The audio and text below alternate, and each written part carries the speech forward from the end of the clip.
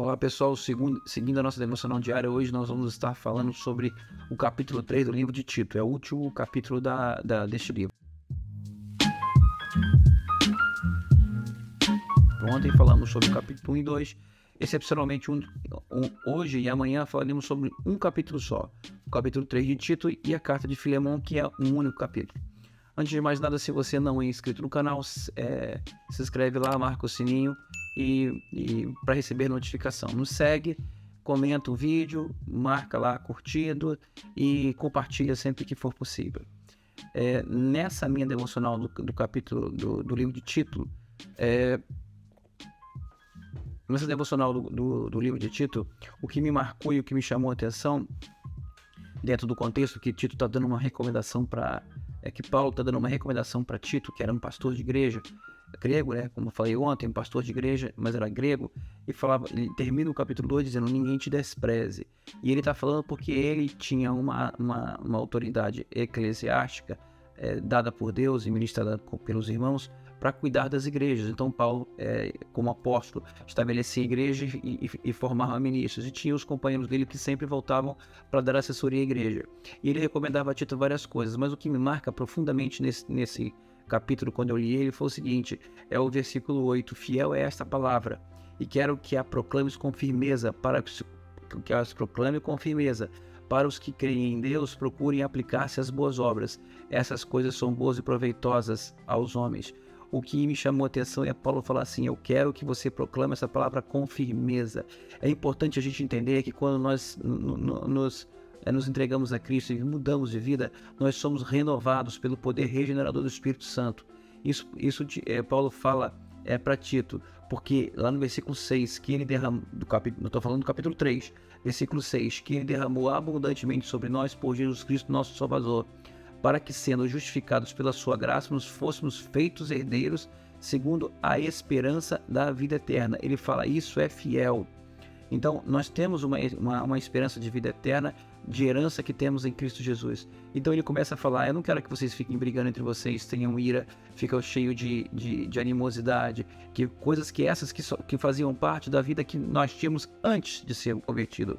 Agora, nós não podemos mais carregar malícia, inveja, ódio, desobediência, essas coisas todas, porque quando o Senhor Jesus nos renovou e nos salvou, ele manifestou a sua graça em nós, e pela sua bondade nós somos renovados pelo poder regenerador do Espírito Santo. Isso ele fala no versículo 5, né? Porque a nossa salvação não foi por causa das nossas obras de justiça. Não é pelas nossas obras de justiça que nós somos salvos, é pela graça de Deus, através do sacrifício de Cristo Jesus. E isso, segundo a sua misericórdia, nos salvou mediante lavar, regenerador e a renovação do seu espírito. Então nós não podemos andar mais fazendo as obras das trevas, as obras que fazíamos como homens do mundo. E aí Paulo cita todas as coisas, né? Mas nós temos que nos comportar como quem fielmente segue a Cristo, porque nós cremos na salvação de Jesus, e isso está em nós. E o Espírito Santo vem habitar em nós. Então os nossos reflexos de frutos tem que ser o fruto do Espírito Santo. E quando nós pregamos isso, nós temos que pregar com firmeza, com certeza, sabendo que a nossa fé, ela é impositiva sobre a nossa vida.